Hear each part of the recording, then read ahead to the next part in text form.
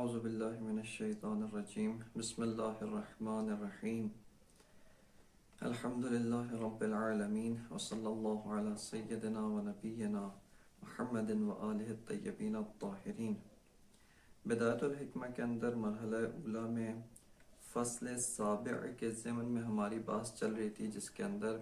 علامہ Tabatabai رضوان اللہ تعالی علیہ نے احکام سلبیہ وجود کو بیان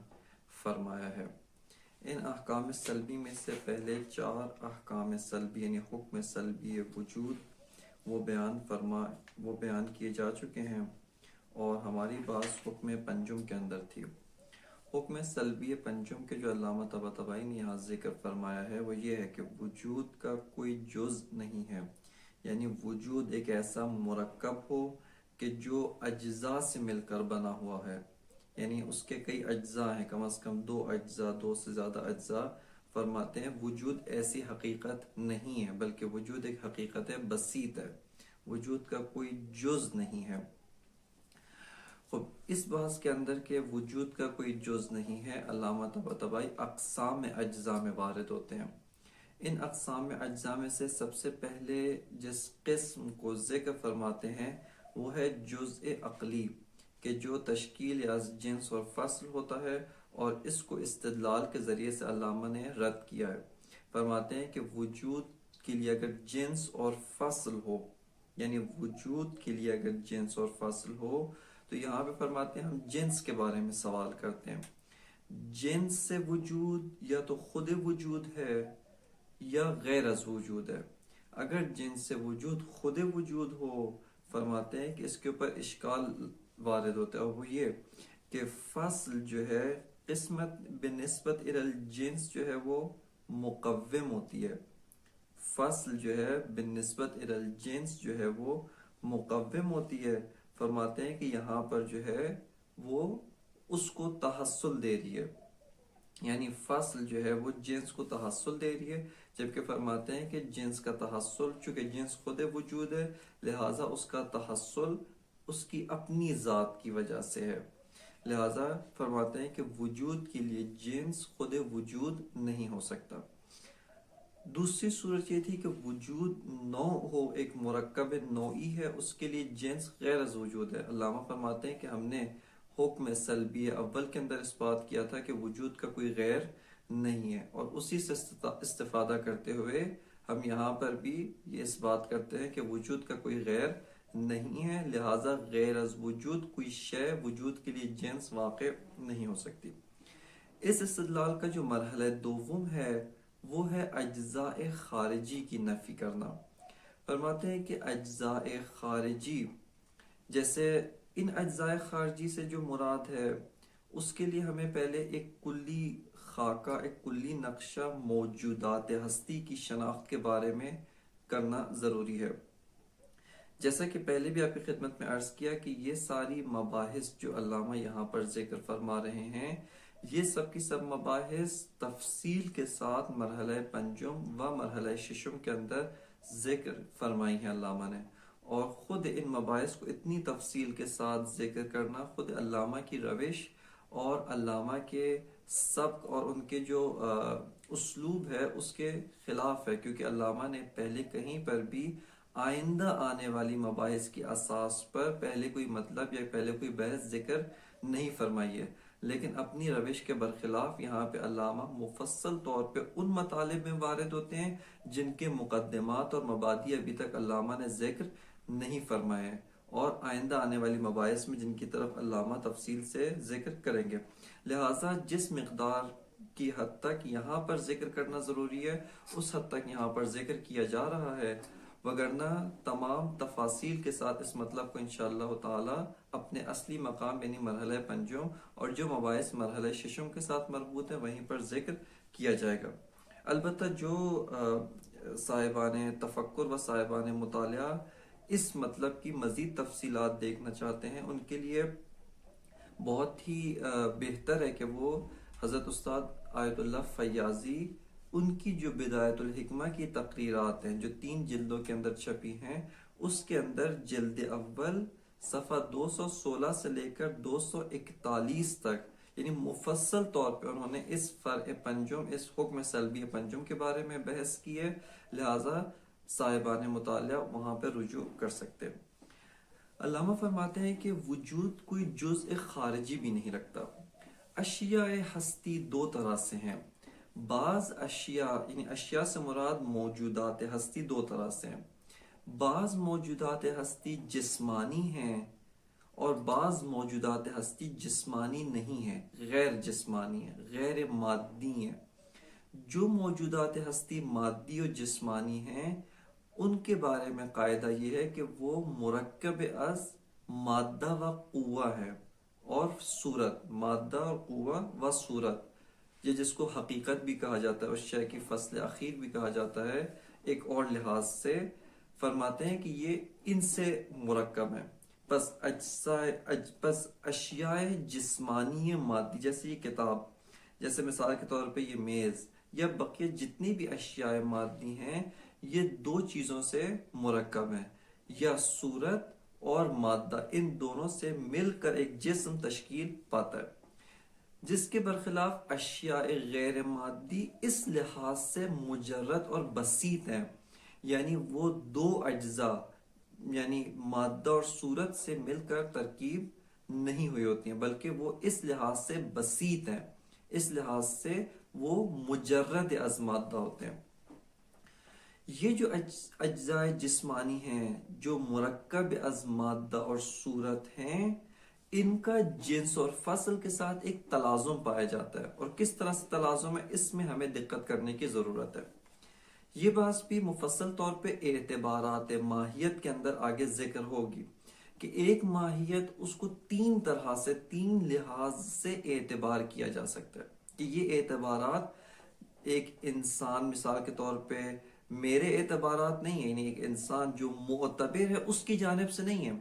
بلکہ واقعیت خارجی نفس الامری خارج از فاعل مدرک جو ادراک کر رہا ہے اس سے خارج ایک واقعیت و حقیقت اور ایک شے کو تین طرح سے و تین لحاظ سے ہم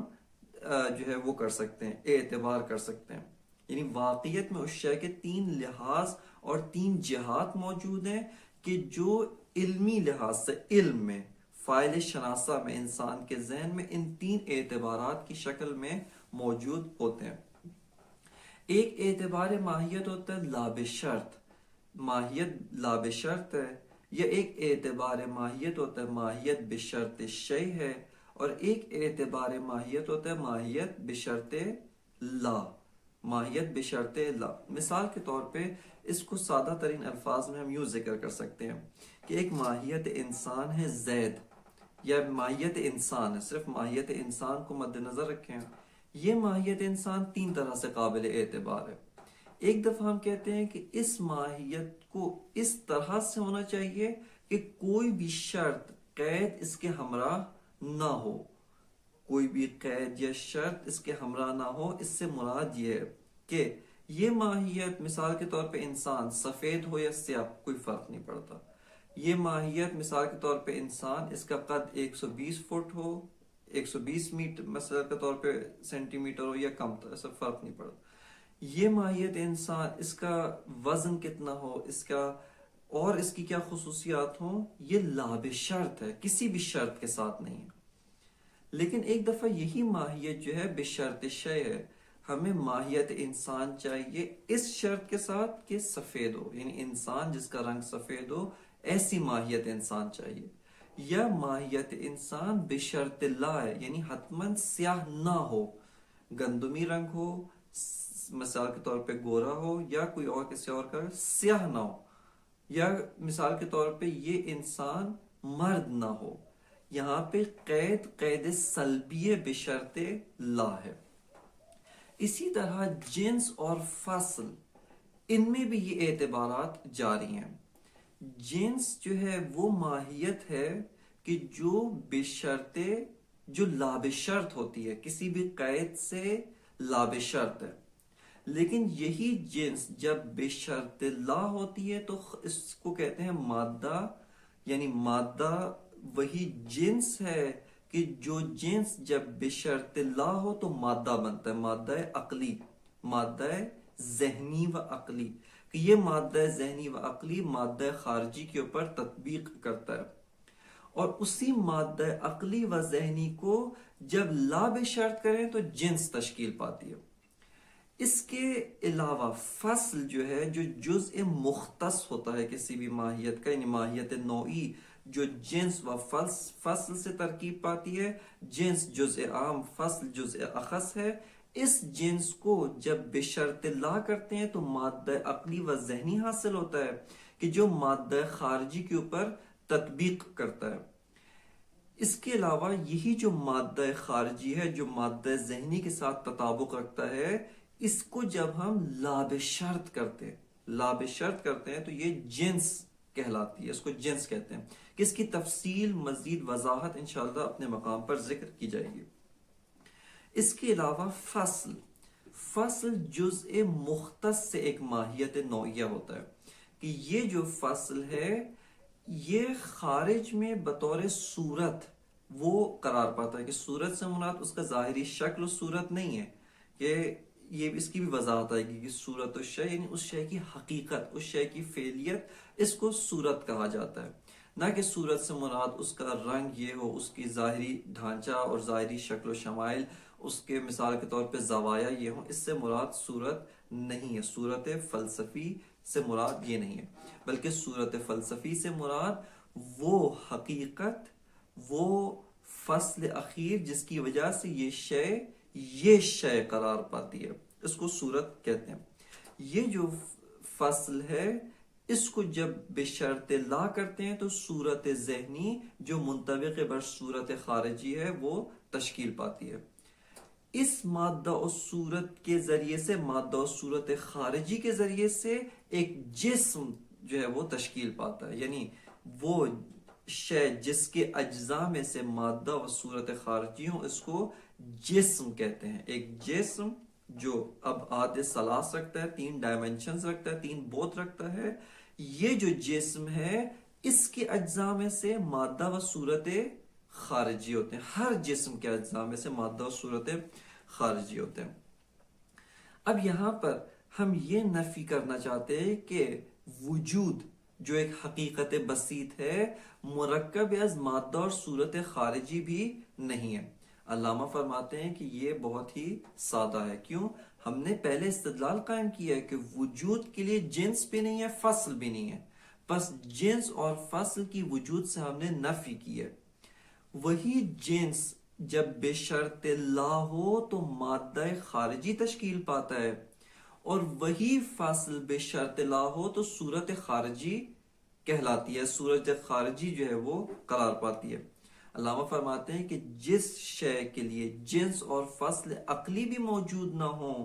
لہٰذا اس کا جنس ہی نہیں ہے کہ بشرط لا ہو کر مادہ تشکیل پائے، اور اس کے لیے فصل بھی نہیں ہے کہ بشرط لا ہو کر صورت تشکیل پائے، لہٰذا بانفی جنسیت و بانفی فصلیت از وجود ہم نے مادہ اور صورت خارجی کی بھی وجود سے نفی کر دی۔ کیوں؟ کیونکہ جنس اور فصل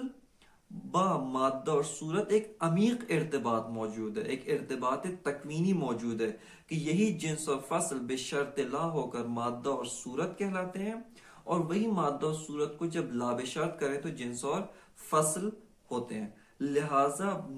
جنس کی نفی کرنے کا مطلب یہ ہے کہ اصلاً آپ نے اس سے مادے کی بھی نفی کر دی ہے، فصل کی نفی کرنا یعنی اس سے آپ نے صورت کی بھی نفی کر دی، بس آپ نے وجود سے مادہ و صورت خارجی کی بھی نفی کی، لہٰذا وجود مرکب از مادہ اور صورت خارجی بھی نہیں ہے۔ لہٰذا یہ جو استدلال کا حصہ تھا یعنی نفی اجزاء خارجی از وجود، اس کو علامہ نے بہت ہی خوبصورتی کے ساتھ حصہ اول کے اوپر جو ہے وہ متوقف کیا، کہ حصہ اول کے اندر ہم نے نفی جنس اور فصل کیا تھا، اسی کے اساس پر نفی مادہ اور صورت بھی ہو جاتا ہے۔ علامہ فرماتے ہیں کہ وَأَمَّا الْجُزْءُ الْخَارِجِي، وجود کے لیے جزء خارجی ہونا، وَهُوَ الْمَادَّةُ وَالصُّورَةُ، کہ وہ جزء خارجی کون ہوتے ہیں؟ مادہ اور صورت ہوتے ہیں۔ فَلِأَنَّ الْمَادَّةَ وَالصُّورَةَ هُمَا الْجِنْسُ وَالْفَصْلُ مَأْخُوذَيْنِ بِشَرْطِ لَا، یعنی جنس اور فصل کو جب ماخوذ کیا جائے بطور بشرط لا اخذ کیا جائے، کہ یہاں پہ کہا کہ سارا کا سارا یہ اعتباری نہیں ہے، مثال کے طور پہ میں اعتبار کر رہا ہوں کہ ابھی بشرط لا ہو ابھی لا بشرط، اعتباری نہیں ہے بلکہ تکوینی ہے، جس کا انعکاس بطور علم حصولی ایک فاعل شناسہ میں ایک انسان مدرک جو ادراک رکھتا ہے، جو تعقل رکھتا ہے، اس میں جب یہ حقائق تکوینی انعکاس پیدا کرتے ہیں، یہاں پر یہ اعتبارات تشکیل پاتے ہیں۔ لیکن حقیقت اعتبار، یہ جتنے بھی اعتبارات ہیں نفس الامری و تکوینی ہیں۔ فرماتے ہیں فَلِأَنَّ الْمَادَّةَ وَالصُّورَةَ هُمَا الْجِنْسُ وَالْفَصْلُ مَأْخُوذَيْنِ بِشَرْطِ لَا، یہی دونوں کون ہیں؟ جنس اور فصل ہیں جن کو اخذ کیا گیا ہے بشرط لا، یہ اخذ کیے گئے ہیں بطور جنس جو ہے وہ بشرط لا، ان کو بشرط لا اخذ کیا گیا ہے۔ فرماتے ہیں کہ فَانْتِفَاءُ الْجِنْسِ وَالْفَصْلِ يُوجِبُ انتفاءهما، پس جنس اور فصل کا نفی کرنا، وجود سے جنس اور فصل کو نفی کرنا موجب بنتا ہے کہ آپ نے مادہ اور صورت کی بھی نفی کر دی ہے۔ کیوں؟ چونکہ مادہ اور صورت وہی جنس اور فصل ہیں کہ جن جنس اور فصل کو جب بطور بشرط لا اخذ کیا جاتا ہے مادہ اور صورت تشکیل پاتے ہیں، لہٰذا وجود کے لیے جنس اور فصل بھی نہیں ہے، پس مادہ اور صورت بھی نہیں ہے۔ تیسرے حصے کے اندر علامہ طباطبائی رحمۃ اللہ علیہ اجزاء مقداری کی نفی کرتے ہیں کہ وجود کے لیے اجزاء مقداری بھی نہیں ہے۔ اجزاء مقداری سے مراد خط، سطح اور جسم تعلیمی ہوتا ہے، کہ خط سے مراد یعنی وہ طول جس کے کوئی عرض نہ ہو، یعنی ایک خط جس کو خط فلسفی کہتے ہیں، خط فلسفی جس کا صرف طول ہے، حتی ذرہ برابر بھی اس کے لیے کوئی عرض نہیں ہوتا، یعنی اصلاً اس کے لیے عرض نہیں ہوتا بلکہ وہ کلن جو ہے وہ طول ہے۔ علامہ فرماتے ہیں اس کو خط کہتے ہیں۔ سطح جو ہے وہ ایک مقدار ہے، یہ ساری کی ساری مقادیر ہے، یعنی مقدار کی جنس ہیں، جس کو آئندہ آ کے ہم پڑھیں گے کہ یہ کمیت میں سے، اور کمیت میں بھی کم متصل کی اقسام و انواع ہیں۔ سطح جو ہے وہ دو ابعاد رکھتی ہے، یعنی طول اور عرض، یہ دونوں ابعاد جو ہے وہ سطح میں ہوتے ہیں۔ اور جسم تعلیمی جو جسم طبیعی سے جدا ہے، ایک جسم جو ہے اس کو جدا، یعنی آپ اس جسم کو اندر سے خالی کر کے صرف اس کی ابعاد کو مد نظر رکھیں، اس کی جو ڈائمنشنز ہیں ان کو مد نظر رکھیں کہ اس کا طول ہے، اس کا عرض ہے، اور اس کے لیے ایک جو ہے عمق ہے، اس کا قد ہے، یعنی جو اس کا قد ہے، یہ تین ابعاد، اس کو جسم تعلیمی کہتے ہیں۔ علامہ فرماتے ہیں کہ یہ جتنے بھی اجزاء مقداری ہیں یہ سب کے سب آراز ہیں جسم طبیعی کے لیے۔ جسم طبیعی یعنی جو قابلیت طول و عرض و عمق رکھتا ہے لیکن بالفعل طول و عرض اور عمق نہیں رکھتا، کہ اس کی وضاحت انشاءاللہ اپنے مقام پر آئے گی۔ یہاں پر جس حد تک جاننا ضروری ہے وہ یہ ہے کہ جسم تعلیمی، خط اور سطح یہ عرض ہیں، یعنی یہ خود بخود وجود میں نہیں آ سکتے بلکہ ان کو ایک سہارے کی ضرورت ہوتی ہے، اور وہ سہارا یہ ہے کہ ایک جسم کے اوپر عارض ہوتے ہیں، ایک جسم کے اوپر طاری ہوتے ہیں، ایک جسم کے عرض کے طور پر وجود خارجی میں آتے ہیں، لہٰذا یہ تینوں جسم کے بغیر خارج میں محقق نہیں ہو سکتے، جسم کے بغیر خارج میں ان کا وجود میں آنا ممکن نہیں۔ علامہ فرماتے ہیں اور جسم کس سے تشکیل پاتا ہے؟ فرماتے ہیں جسم وہی مادہ خارجی اور صورت خارجی سے تشکیل پاتا ہے۔ مادہ اور صورت خارجی متوقف بر جنس اور فصل ہے، لہذا اگر ایک شے کی اصلاً جنس اور فصل نہ ہو، یعنی جنس اور فصل کی نفی کر دی، اس کا مطلب ہے مادہ اور صورت خارجی بھی نہیں رکھتے۔ جب مادہ اور صورت خارجی کی نفی کی، اس کا مطلب ہے وہ شے اساساً جسم نہیں ہے، وہ شے جسمانی نہیں ہے، جسم سے اس کا کوئی تعلق نہیں ہے۔ جب وہ شے جسم نہیں ہے، اس شے میں اجزاء مقداری یعنی خط اور سطح اور جو ہے وہ جسم تعلیمی بھی پائے نہیں جاتے ہیں۔ لہٰذا اس اساس پر ہمیں معلوم ہوتا ہے کہ اگر کوئی شے غیر جسمانی ہو، جیسے مثال کے طور پہ عقول اور مفارقات، عالم عقل مجرد از جسم ہے، مجرد از جسمانیت ہے، لہٰذا وہاں پر طول و عرض اور عمق اس طرح جس طرح یہاں پر پائے جاتے ہیں وہاں پر موجود نہیں ہے۔ لہٰذا علامہ طباطبائی فرماتے ہیں کہ وجود نہ جنس اور فصل رکھتا ہے، وجود نہ مادہ اور صورت خارجی رکھتا ہے، اسی طرح وجود اجزاء مقداری مانند کم، مانند خط، سطح اور جسم تعلیمی ان سے بھی منتفی ہے۔ ایسا نہیں ہے کہ وجود ان اجزاء مقداری سے مرکب ہوا ہو، ایسا نہیں ہے۔ بس فرماتے ہیں کہ وَأَمَّا الْجُزْءُ الْمِقْدَارِ فَلِأَنَّ الْمِقْدَارَ مِنْ عَوَارِضِ الْجِسْمِ، فرماتے ہیں جزء مقداری، جتنے بھی اجزاء مقداری ہیں یہ سب کے سب عرض ہیں، کس کے لیے؟ جسم کے لیے عرض ہیں۔ ایک جسم ہو، ان کے اوپر یہ آراز جو ہے وہ طاری ہوتے ہیں۔ وَالْجِسْمُ مُرَكَّبٌ مِنَ الْمَادَّةِ وَالصُّورَةِ، فرماتے ہیں اور جسم یعنی ہر جسم مرکب از مادہ اور صورت خارجی ہوتا ہے، اجزاء خارجی رکھتا ہے کہ وہ اجزاء خارجی مادہ اور صورت ہے۔ فرماتے ہیں وَإِذْ لَا مَادَّةَ وَلَا صُورَةَ لِلْوُجُودِ فَلَا جِسْمَ لَهُ، جب وجود کے لیے نہ کوئی مادہ ہے نہ کوئی صورت ہے، بس اصلاً وجود جسم نہیں ہے۔ توجہ کریں، یہاں پہ یہ نہیں کہنا چاہتے کہ جسم موجود نہیں ہے، یہاں پہ کہہ رہے ہیں کہ حقیقت وجود وہ سنخ جسم سے نہیں ہے۔ حقیقت وجود جسم اور جسمانی نہیں ہے،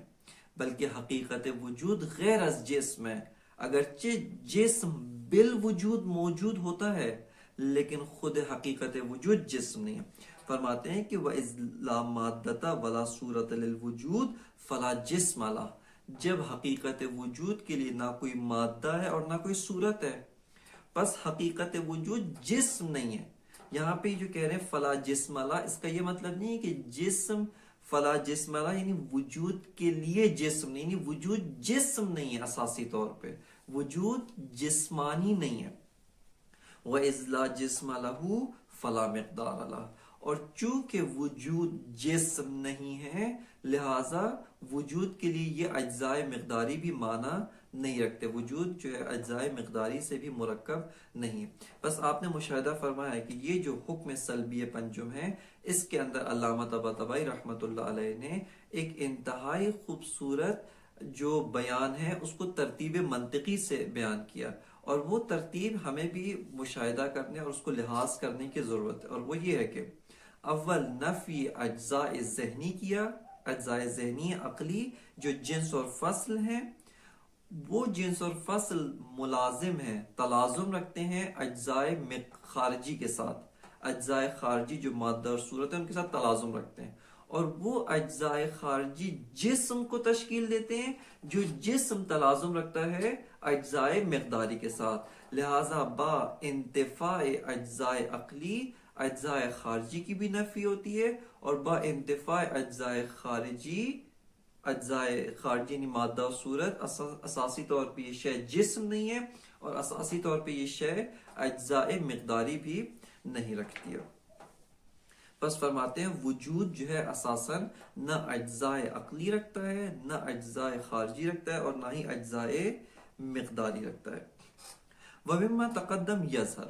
یہاں پہ علامہ طباطبائی رحمۃ اللہ علیہ حکم ششم بیان فرماتے ہیں کہ اگرچہ اس حکم ششم کو علامہ نے حکم پنجم کے اوپر متفرع کیا ہے، اور اس حکم کو حکم پنجم کے اوپر متفرع کرنے کے علاوہ ایک اور دلیل بھی علامہ اس کے لیے ذکر کرتے ہیں۔ فرماتے ہیں کہ ہم نے جو حکم پنجم بیان کیا ہے کہ وجود نہ اجزاء عقلی رکھتا ہے، نہ اجزاء خارجی رکھتا ہے، اور نہ ہی اجزاء مقداری رکھتا ہے، فرماتے ہیں سے بات ثابت ہوتی ہے، سے بات معلوم ہوتی ہے کہ اساساً وجود نوع نہیں ہے، نوع حقیقی جو مرکب از جنس اور فصل ہوتی ہے، فرماتے ہیں اصلا وجود نوع نہیں ہے۔ کیوں نوع نہیں ہے؟ کیونکہ وجود مرکب از جنس اور فصل نہیں ہے۔ یہ ایک دلیل ہے، یعنی اس کو اگر ہم چاہیں وَمِمَّا تَقَدَّمَ يَظْهَرْ، اس کو متفرع کریں و متوقف بر حکم پنجم کریں، یہاں سے استفادہ ہوتا ہے کہ اساسی طور پر وجود نوع نہیں ہے. کیوں؟ چونکہ وجود مرکب از جنس اور فصل نہیں ہے، اور چونکہ وجود مرکب از جنس اور فصل نہیں ہے پس اساساً وجود نوع بھی نہیں ہے.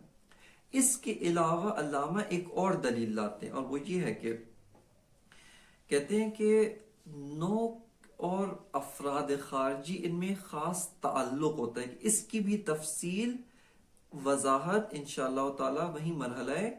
پنجم کے آخر کے میں علامہ بیان فرماتے ہیں کہ نوع اور جو افراد ہوتے ہیں ان میں کیا ارتباط ہے. علامہ فرماتے ہیں کہ نوع، مثال کے طور پہ نوع انسان کو اگر ہم مد نظر رکھیں یا کسی بھی اور نوع کو، پتھر، ایک سنگ، یہاں پر نوع انسان سے مراد زید نہیں ہے، بکر نہیں، بلکہ نوع جو ایک امر کلی ہے. یہ نوع انسان ہاتھ پاؤں نہیں رکھتا، یعنی اس نوع انسان کے لیے کوئی جسم میں مادی نہیں ہے، جسم عقلی ہے. یہ نوع انسان اپنے حساب سے ہے، یعنی اس کو آپ اگر کہا جائے کہ نوع انسان کو تصور کریں، ہمیں مثال کے طور پہ ہاتھ پاؤں ناک کان والا جو انسان ہوتا ہے، انسان کا ڈھانچہ، یہ تصور نہیں کرنا ہے کیونکہ یہ نوع انسان نہیں ہے، بلکہ نوع انسان ایک امر عقلی ہے.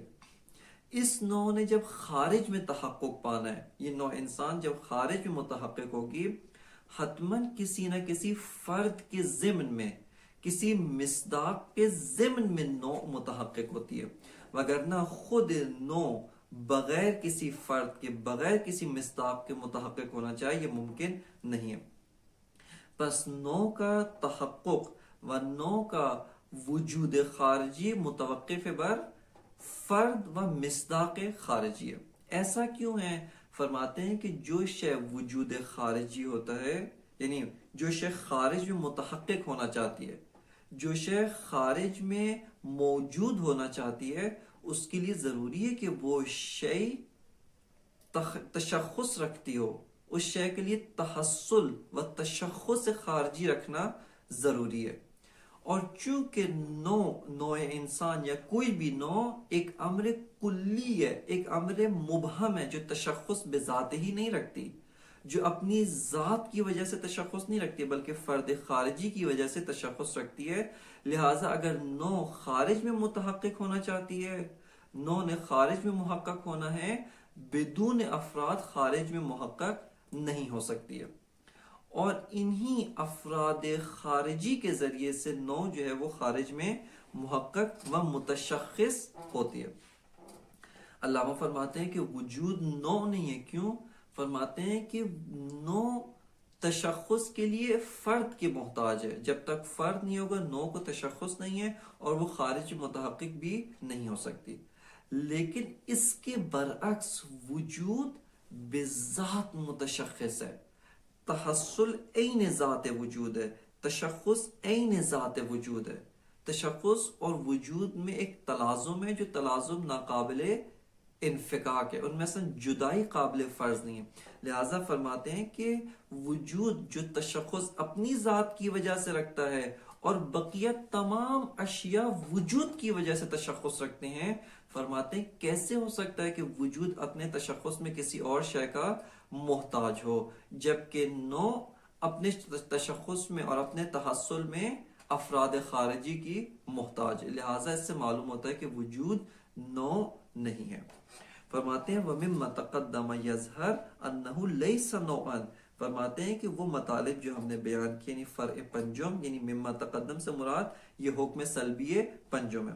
فرماتے ہیں وَمِمَّا تَقَدَّمَ يَظْهَرْ أَنَّهُ لَيْسَ نَوْعًا، کہ حقیقت وجود، ذات وجود نوع نہیں ہے. کیوں؟ فرماتے ہیں لِأَنَّ تَحَصُّلَ النَّوْعِ بِالتَّشَخُّصِ الْفَرْدِي.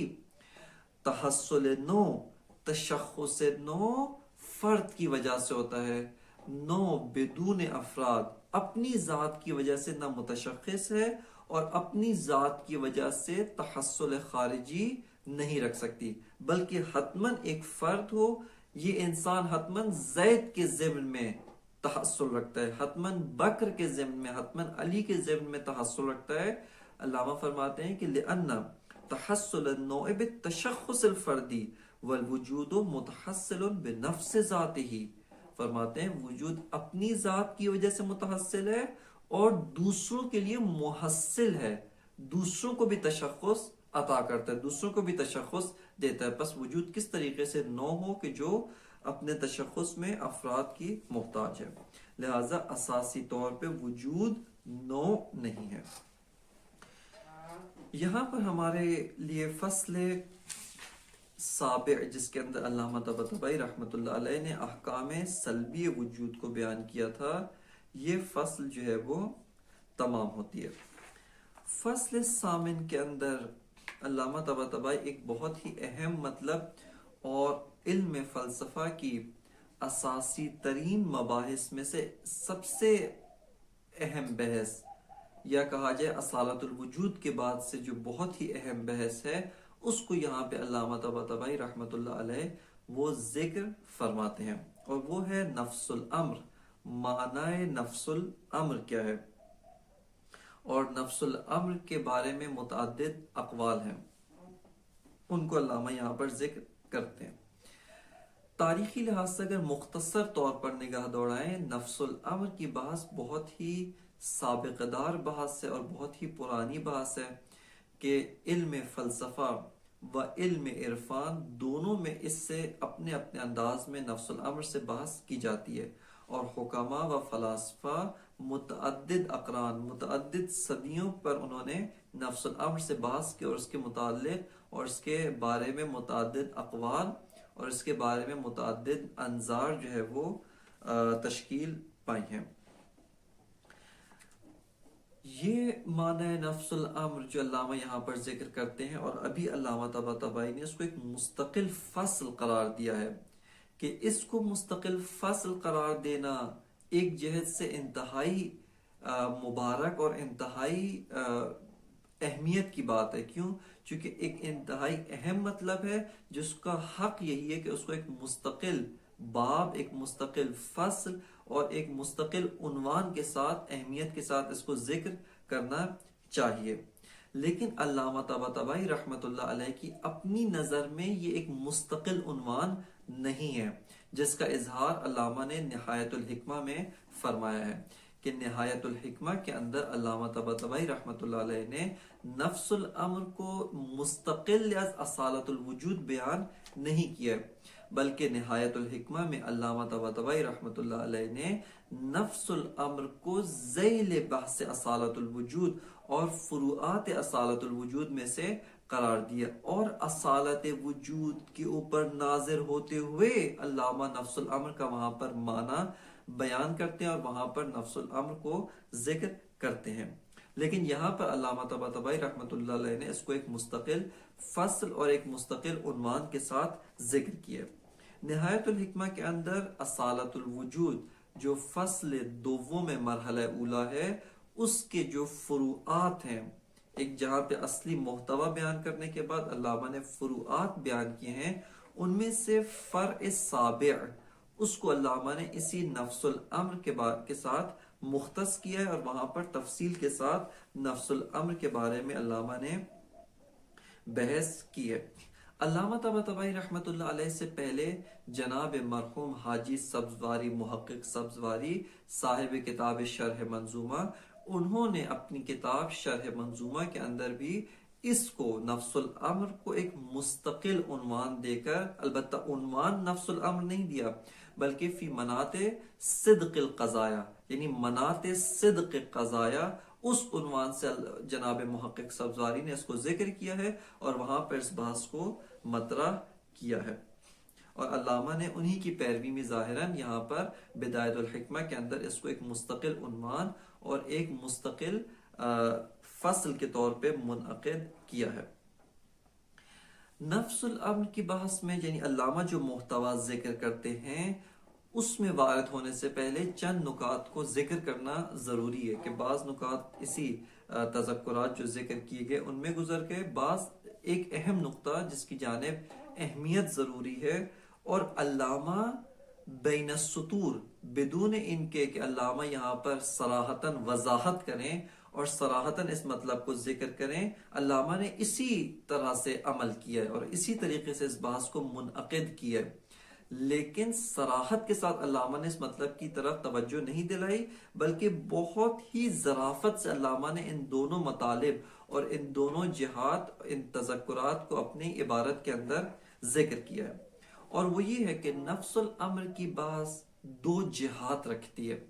یعنی حکماء فلاسفہ کے کلام میں نفس الامر کی بحث کے دو جہات و دو جوانب ہیں۔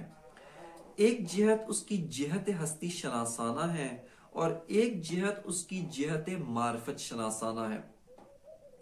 جہت اگرچہ اگر ہم دقت کریں تو ممکن ہے کہ جہت معرفت شناسانہ وہ جہت ہستی شناسانہ کی طرف پلٹ جاتی ہے، اس کا ارجاع جہت ہستی شناسانہ و جہت وجود شناسی کی طرف ہوتا ہے، لیکن نفس الامر کی بحث جو حکماء کے کلام میں موجود ہے اور حکماء کے آثار میں موجود ہے، اس میں یہ دونوں جہات موجود ہے، اور ان جہات میں تفکیک کرنا، ان جہات کو جدا کرنا انتہائی اہمیت کا حامل ہے، کہ جو بہت ساری مشکلات، بہت سارے خلط، بہت سارے اور دیگر مسائل، ان سے انسان کو محفوظ کرتا ہے۔ اگرچہ جیسا آپ کی خدمت میں عرض کیا کہ یہ دو جہات کا مطلب نہیں کہ دو بالکل جدا اور پراکندہ چیزیں، اصلا اس کا اس سے کوئی تعلق نہیں، اس کا اس سے کوئی تعلق نہیں، یہ مراد نہیں ہے، بلکہ اس سے مراد یہ کہ یہ دو جہات اگرچہ ایک عمیق ارتباط رکھتے ہیں، ایک دوسرے کے ساتھ مرتبط ہیں، لیکن یہ جو دونوں جہات ہیں یہ دو جہات ہیں، ان میں تفکیک کرنا ضروری ہے۔ لہٰذا اس مطلب کی جانب توجہ رکھنا کہ جو بحث نفس الامر ہے اس کی ایک جہت جہت وجود شناسی ہے اور دوسری جہت اس کی جہت ہستی معرفت شناسی، یہ دوسری جہت قرار پاتی ہے۔ اگر ہم تاریخی لحاظ سے حکماء کے آثار کی جانب رجوع کریں اور ان میں دقت کریں تو ہمیں یہ نظر آتا ہے کہ یہ جو بحث نفس الامر ہے اس کا منشأ آغاز کیا ہے؟ اس کا منشأ آغاز جہت معرفت شناسانہ ہے، یعنی اساسی طور پہ یہ بحث جہت وجود شناسی سے شروع نہیں ہوتی ہے، جہت وجود شناسی کے اساس پر یہ بحث شروع نہیں ہوئی، بلکہ اساسی طور پہ یہ بحث جہت معرفت شناسانہ سے شروع ہوئی ہے۔ اور وہ اس طرح سے ہے کہ حکماء ان کے لیے تاریخی لحاظ سے ایک بات، مسئلہ اور ایک جو اہم ان کے لیے ایک مشکل تھی، اور وہ یہ تھی کہ قضایا جو ہم تشکیل دیتے ہیں ان میں سے بعض قضایا صادق ہوتے ہیں اور بعض قضایا کاذب ہوتے ہیں۔ قضایا سے مراد یہاں پر مراد وہ قضیہ لفظی نہیں ہے، بلکہ اس کا جو محتویٰ ہے، یعنی جو قضیہ عقلی ہوتا ہے کہ جو حاکی از ایک مطلب ہوتا ہے، کسی بھی مطلب سے حاکی ہے، یہ جو قضیہ ہے جو خود حاکی ہے اپنے محقق کے ساتھ یا مطابقت رکھتا ہے، یعنی یہ جو قضیہ ہے جو ایک واقعیت خارجی کو بیان کر رہا ہے، یہ قضیہ یا بعینہ بالکل اسی طرح جس طرح سے یہ قضیہ حکایت کر رہا ہے، محقق خارجی بھی اسی طرح سے ہے، اس کو کہتے ہیں قضیہ صادقہ۔ یا یہ اس محقق کے ساتھ مطابقت نہیں رکھتا، اس صورت میں اس کو قضیہ کاذبہ کہتے ہیں، یہ مطابق با واقع نہیں ہے۔ پس جو ملاک قضیہ ہے، صدق اور کذب قضیہ کا ملاک مطابقت با واقع یا عدم مطابقت با واقع ہے، اور یہیں سے ہمیں صدق اور کذب در حکمت اسلامی و فلسفہ اسلامی بمقابلہ در مقابل صدق اور کذب در فلسفہ غربی، ان میں فرق معلوم ہوتا ہے کہ حکمت اسلامی کے اندر، فلسفہ اسلامی کے اندر صدق اور کذب کا ملاک مطابقت با واقعیت ہے، مطابق با واقع ہونا یہ ملاک صدق اور کذب ہے، نہ کہ دیگر ملاقات جو حکماء غربی، چونکہ حکماء غربی اساسی طور پہ معتقد ہیں کہ ہم واقعیت کو درک نہیں کر سکتے، واقعیت ہمارے لیے قابل دسترسی نہیں ہے، لہٰذا انہوں نے ہر شے کو نسبی قرار دے کر اس نسبیت کے اساس پر صدق اور کذب کے الگ ملاک اور الگ معیارات جو ہے وہ قرار دیے ہیں۔ لہٰذا اس اساس پر فلسفہ اسلامی کے اندر صدق اور کذب کا جو ملاک ہے وہ ملاک مطابقت با واقعیت خارجی ہے، واقعیت خارجی کے ساتھ مطابق ہونا یہ ملا کے صدق اور کذب در فلسفہ و حکمت اسلامی ہے۔ یہاں پر یہ بحث شروع ہوئی کہ قضایا جن کے صدق اور کذب کا جو ملاک ہے وہ مطابق با واقعیت خارجی ہونا ہے۔ بس اساسی طور پہ یہ بات شروع ہے کہ یہ جو قضایا ہیں کیوں صادق ہیں۔ ہم بعض قضایا کو کہتے ہیں قضایا صادقہ، بعض قضایا کو کہتے ہیں قضایا کاذبہ۔ خب کیوں یہ صادق ہے اور کیوں وہ کاذب؟ چونکہ یہ قضایا مطابق با واقعیت ہیں، بعض قضایا مطابق با واقعیت نہیں ہے۔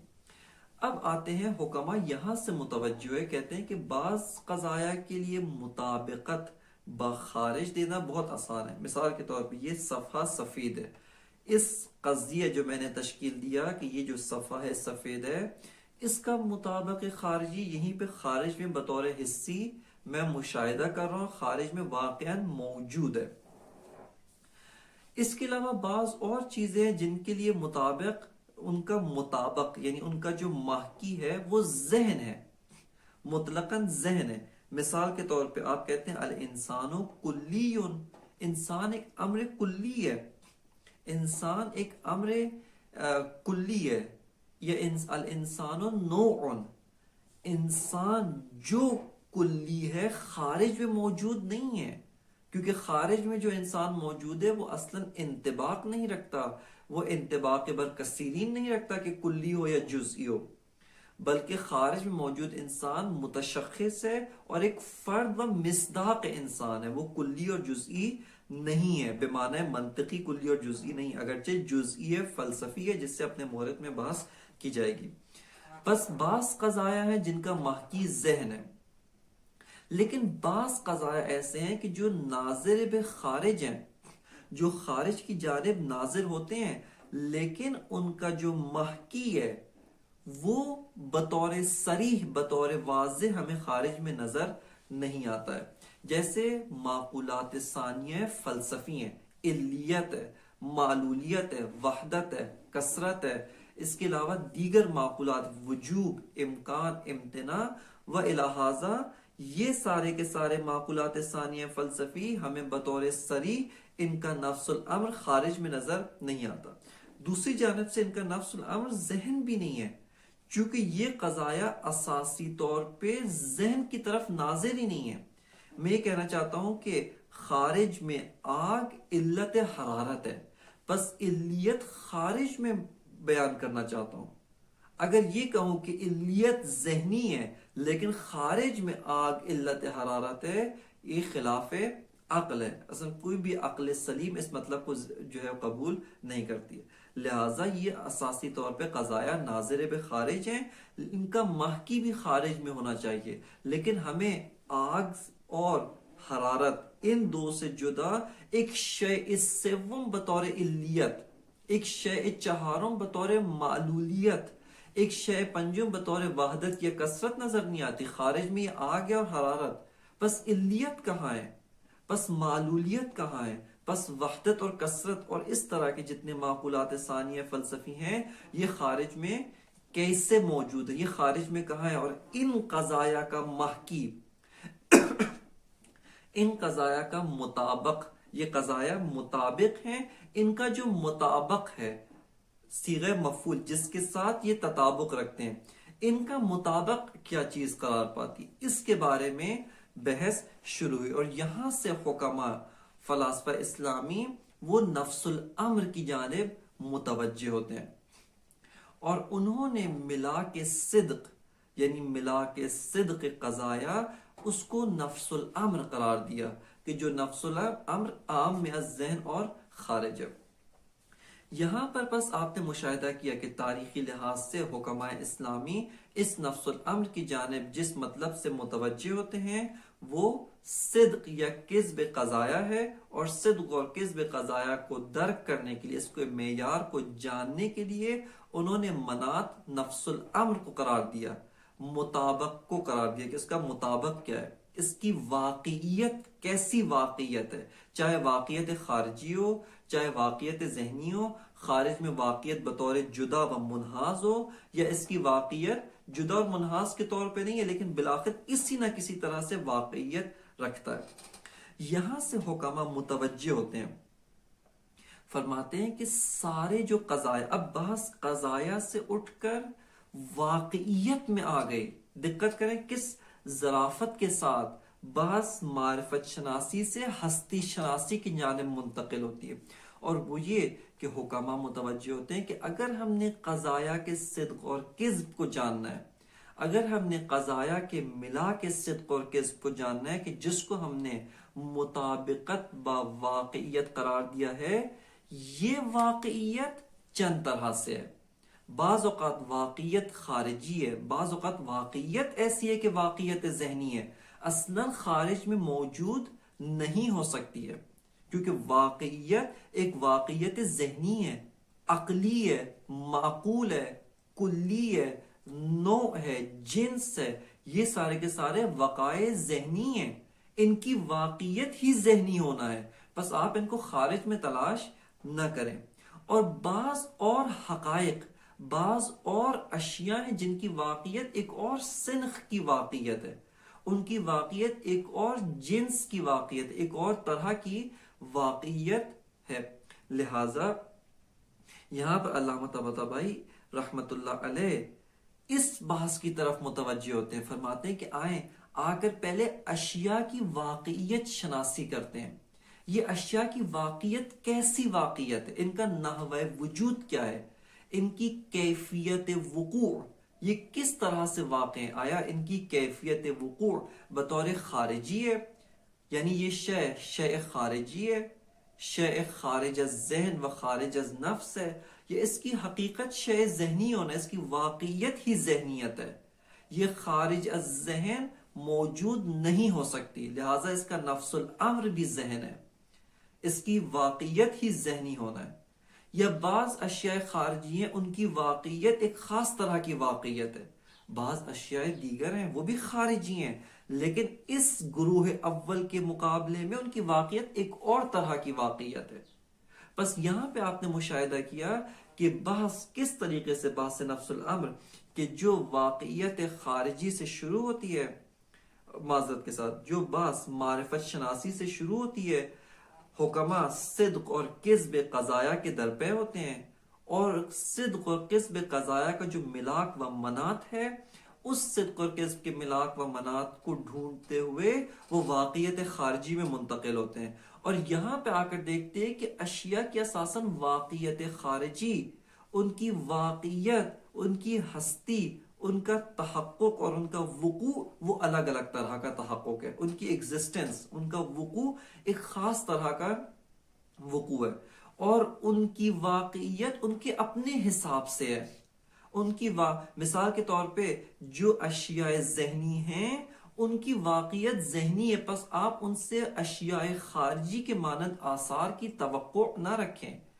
جو اشیاء خارجی ہیں ان کی واقعیت ہی خارجیت ہے، ان کی واقعیت ہی خارجی ہونا ہے، ان سے آپ اشیاء ذہنی کے جو آثار ہیں اور اشیاء ذہنی کے جو لوازم اور اس کے جو امور ہیں ان کی توقع نہ رکھیں۔ پس اساسی طور پہ ہم نے مشاہدہ کیا کہ حکما اس بحث کو معرفت شناسی سے شروع کرتے ہیں اور اس بحث کو ہستی شناسی و اشیاء کے واقعیت خارجی اس کی جانب منتقل کرتے ہیں۔ اس کے اوپر جو بہترین شاہد ہے وہ خود جناب محقق سبزواری، جناب حاجی سبزواری رحمت اللہ علیہ، انہوں نے اپنی کتاب شرح منظومہ کے اندر جہاں پر اس بحث کو ذکر کیا ہے، وہاں پر اس بحث کو منات صدق اور کذب اس لحاظ سے ذکر کیا، اور اسی جہت سے وہ بحث کو آگے بڑھاتے ہوئے وہ واقعیت خارجی کی جانب ملتفت اور منتقل ہوتے ہیں۔ پس بحث کو وہ قضایا سے شروع کرتے ہیں اور اس کے بعد واقعیت خارجی کے اوپر جا کر منتہی کرتے ہیں۔ لیکن اگر ہم ایک اور جہت سے نگاہ کریں، اگر ہم ایک اور جہت سے نگاہ کریں، وہ جہت بہت دقیق ہے، اس کی جانب توجہ کریں، اور وہ یہ ہے ہستی یا واقعیت خارجی کے اندر یہ اشیاء مختلف ہیں۔ ابھی آپ جو جتنے مطالب بیان کیے ان کو ایک طرف رکھ کے آئیں ایک اور جہت سے، جس جہت سے علامہ طباطبائی رحمت اللہ علیہ اس مطلب کے اندر وارد ہوتے ہیں، اور وہ بہت دقیق جہت سے علامہ وارد ہوتے ہیں کہ یہ علامہ کا واقعاً ایک ابتکار اور ایک بہت ہی خلاقیت ہے کہ جو علامہ نے اس بحث کے اندر انجام دی ہے۔ علامہ طباطبائی ہستی کے لحاظ سے وارد ہوتے ہیں، فرماتے ہیں کہ ہستی میں اگر غور کریں، انسان کو آپ رہنے دیں، قضیے کو ایک طرف رکھیں، قضیے کا صدق اور کذب یہ بھی موضوعیت نہیں رکھتا، آئیں ہستی کو مشاہدہ کریں۔ یہ ہستی جس کو ہم مشاہدہ کر رہے ہیں، فرماتے ہیں اس ہستی کے اندر جب مطالعہ کرتے ہیں، اس ہستی کا مشاہدہ کرتے ہیں، آیا ہستی کے اندر جتنی اشیاء ہیں، جتنی واقعیات ہیں، یہ ساری کی ساری ایک سنخ کی واقعیات ہیں، یہ ساری کی ساری آیا ایک ہی طرح کی، ایک ہی کیفیت کا تحقق رکھتے ہیں؟ علامہ فرماتے ہیں ایسا نہیں ہے، بعض اشیاء اصیل ہے، جو وجود اصیل ہے اس کا تحقق اس کی اپنی ذات کی وجہ سے ہے، تحقق میں کسی اور شے کے اوپر متوقف و محتاج نہیں ہے، بلکہ اس کا تحقق، اس کا وقوع اس کی اپنی ذات کی وجہ سے۔ بعض اشیاء جو خارجی ہیں لیکن اعتباری ہیں، بالوجود موجود ہیں، وجود کے ذریعے سے تحقق پاتے ہیں، جیسے ماہیت۔ جتنی بھی ماہیات ہیں، علامہ فرماتے ہیں کہ یہ ساری کی ساری جو ماہیات ہیں یہ سب کی سب بالوجود موجود ہیں، بس ان کا تحقق خارجی، ان کی ذات ہی ایسی ہے جو ذات کہتی ہے کہ یہ مستقل خارج میں موجود نہیں ہو سکتے، یہ بدون واسطہ در عروض، بدون حیثیت تقیید وجود خارج میں موجود نہیں ہو سکتی ہیں، بس ان کے وجود خارجی و تحقق خارجی کے لیے حتمی طور پر وجود کا ہونا ضروری ہے۔ اور اس کے علاوہ فرماتے ہیں کہ یہی جو اشیاء خارجی ہیں ان میں ایک سنخ سوم کی ہیں اشیاء، کہ وہ بھی وجود اصیل کی طرح نہیں ہے کہ جو بذات موجود ہوں، وجود اصیل کی مانند نہیں ہے، بلکہ علامہ فرماتے ہیں کہ یہ مفاہیم جو معقولات ثانیہ فلسفی ہیں ماہیت کی مانند بھی نہیں ہے، انسان اور بقر اور مثال کے طور پہ دیگر جتنے ماہیات ہیں ان کی طرح آپ کو جدا جدا نظر نہیں آتے، بلکہ یہ وجود کے اندر یہ جو بھی ان کا موضوع ہے، جو بھی ان کا موصوف ہے، اس کے اندر مندمج ہے، اس کے اندر جو ہے یہ مندمج ہے، اسی کے اندر مکمل طور پہ یہ موجود ہے خارجی، لیکن یہ جدا اور منحاص طور پہ اپنے موضوع سے موجود نہیں ہے۔ لہٰذا یہاں پر آ کر معرفت شناسی کی بحث تشکیل پاتی ہے، اور یہاں پر ہم دیکھتے ہیں کہ قضایا جو وجود کے اوپر ناظر ہیں ان کو مطابق اور ان کا جو محکی ہے وہ وجود اصیل ہے،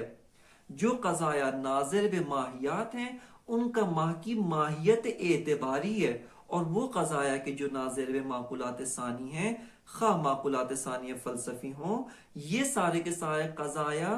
ان کا محکی نہ وجود اصیل ہے اور نہ ہی ان کا محکی وہ ماہیات ہے، بلکہ ان کا محکی وہ ظریف شے ہے کہ جو اپنے موضوع کے اندر مندمج، اسی کے اندر گھسا ہوا، یعنی یہ تعبیر استعمال اس لیے کرو تاکہ فہم حاصل ہو کہ اس سے جدا نہیں ہے، بلکہ اس کے لیے سطح اندماجی اور اسی کے اندر مکمل طور پہ مندمج اور مندک ہے۔ لہٰذا ہمیں قضایا کو واقعیت خارجی کے مطابق تطبیق دینا چاہیے۔ لہٰذا علامہ کا مدعا یہ ہے کہ یہ واقعیت خارجی چونکہ چند طرح کی ہے، چند سطوح کے اوپر مشتمل ہے، یہ واقعیت خارجی چند جو ہے اس کے طبقات ہیں، اس کی چند حیثیات ہیں، لہٰذا اس اساس پہ قضایا کی بھی چند حیثیات ہیں، قضایا کی بھی چند طبقات اور چند گروہ ہیں، سارے قضایا بطور یکساں نہیں ہیں، اور ہر قضیے کا محکی اور ہر قضیے کا جو مطابق اور اس کا نفس الامر ہے وہ اسی کی اساس پر ہوتا ہے۔ اس